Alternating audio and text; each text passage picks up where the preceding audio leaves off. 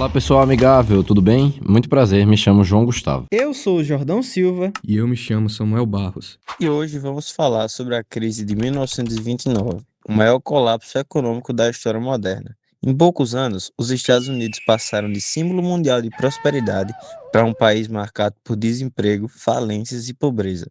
Então, sem mais enrolação, vamos entender como uma década de riqueza aparentemente infinita terminou em um desastre que abalou o mundo inteiro.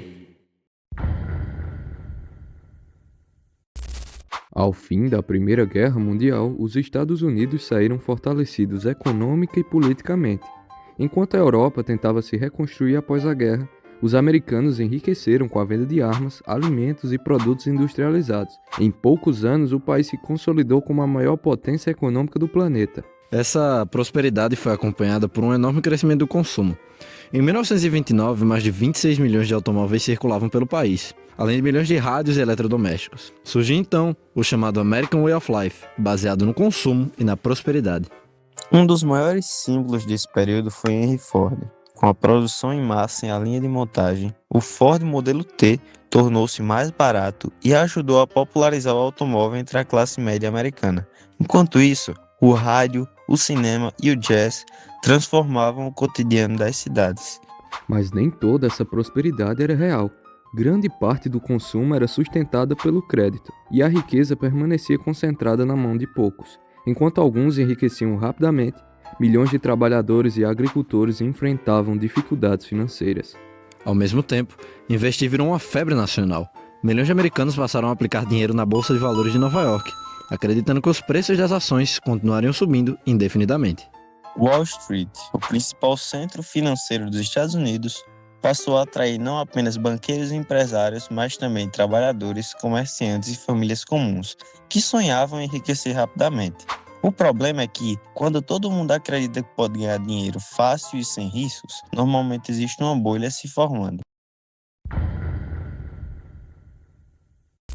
A Bolsa de Valores funciona como um mercado onde são compradas e vendidas ações, que representam pequenas partes de empresas. Em teoria, o valor dessas ações deveria acompanhar o desempenho das companhias. Porém, durante os anos 1920, os preços passaram a subir muito mais rápido do que os lucros reais das empresas. Entre 1924 e 1929, o índice Dow Jones, um dos principais indicadores da Bolsa Americana, que mede o desempenho de grandes empresas dos Estados Unidos, mais do que triplicou de valor. Isso reforçou a ideia de que enriquecer na Bolsa era fácil.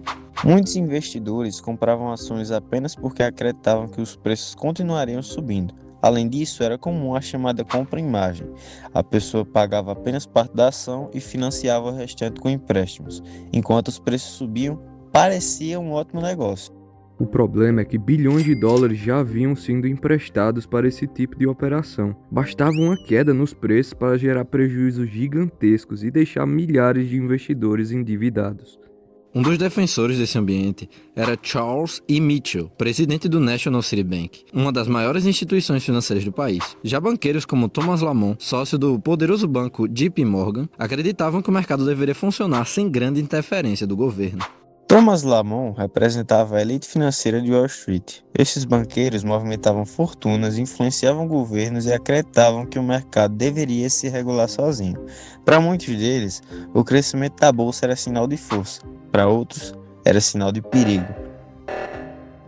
E algumas pessoas perceberam esse perigo. Paul Warburg, um dos responsáveis pela criação do Federal Reserve, o Banco Central Americano, alertou que a especulação excessiva poderia terminar em uma grande depressão econômica, mas seus avisos foram ignorados. E a economia real já dava sinais de desgaste. As empresas produziam demais, os salários não acompanhavam o ritmo do consumo, muitos agricultores estavam endividados e a desigualdade era enorme. Havia produtos sobrando, dívidas crescendo e ações subindo como se nada pudesse dar errado. Só que deu. No início de 1929, a economia americana ainda parecia extremamente forte. Porém, por trás da prosperidade, empresas acumulavam estoques, agricultores enfrentavam dívidas e milhões de consumidores dependiam de crédito para manter seus gastos. Mesmo assim, a especulação continuava. Em setembro de 1929, o índice Dow Jones atingiu seu ponto mais alto até então. Poucas semanas depois, começaram as primeiras vendas em massa de ações, sinalizando que a confiança dos investidores estava começando a desaparecer. Como muitos investidores haviam comprado ações com dinheiro emprestado, qualquer queda gerava ainda mais vendas. Quem precisava pagar suas dívidas corria para vender antes que os preços caíssem ainda mais.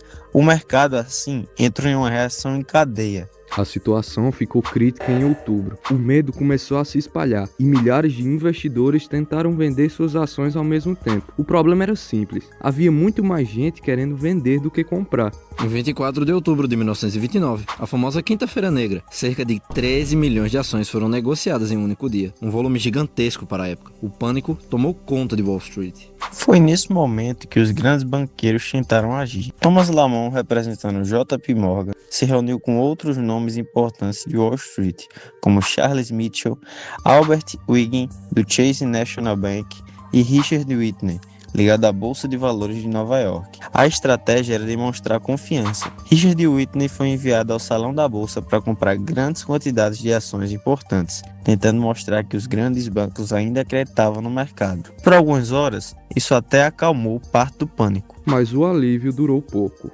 Então vieram os golpes decisivos. Em 28 de outubro, a Segunda-feira Negra, o mercado caiu quase 13%. No dia seguinte, 29 de outubro, a Terça-feira Negra, mais de 16 milhões de ações foram negociadas e os preços despencaram novamente. Fortunas construídas ao longo de anos desapareceram em questão de horas. Milhares de investidores descobriram que suas ações já não valiam quase nada, mas em contraste, suas dívidas continuavam existindo e aumentando cada vez mais. Mas é importante entender uma coisa: o crash da bolsa não foi a única causa da Grande Depressão. Ele foi o gatilho mais visível. O colapso financeiro revelou problemas que já existiam, como desigualdade, superprodução, consumo baseado em crédito, bancos frágeis, agricultura em crise e falta de controle sobre o mercado financeiro. A bolsa quebrou, mas junto com ela quebrou também a confiança no sistema.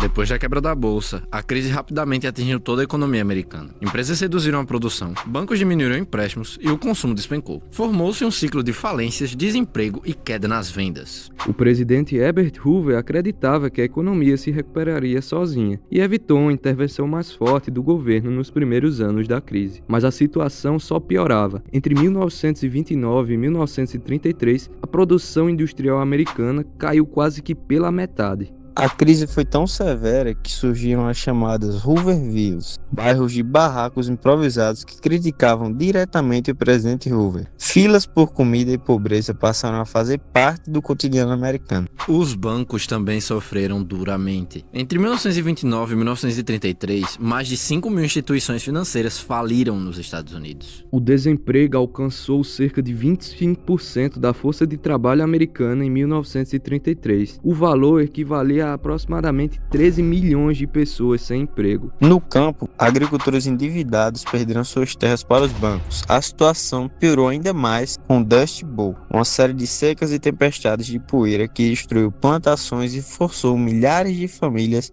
a migrar em busca de trabalho. Isso piorou ainda mais a crise no campo. A crise já era devastadora dentro dos Estados Unidos, mas como a economia americana estava conectada ao resto do mundo, seus efeitos logo atravessariam fronteiras.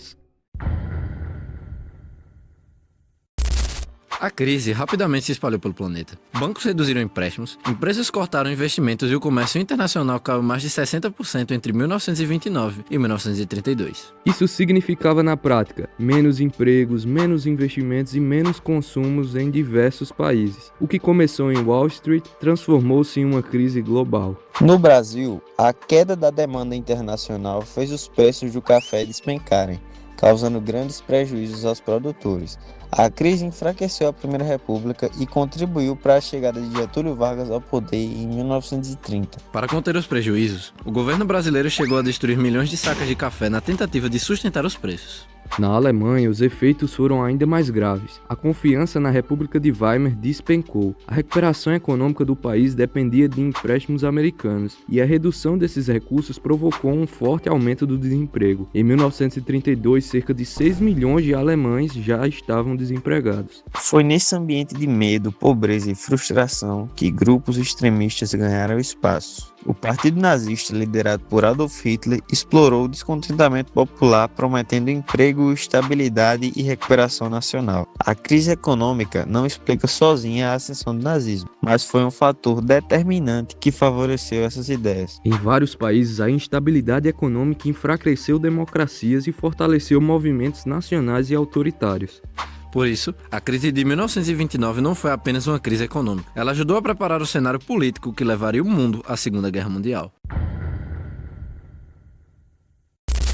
Com o agravamento da crise, os americanos perderam a confiança no presidente Herbert Hoover. Então, nas eleições de 1932, Franklin Roosevelt foi eleito prometendo uma nova estratégia para enfrentar a depressão econômica. Seu programa ficou conhecido como New Deal, ou, em português, um novo acordo. Ao assumir a presidência em 1933, Roosevelt encontrou milhões de desempregados, milhares de bancos falidos e uma economia em colapso. Sua resposta foi ampliar a intervenção do Estado na economia.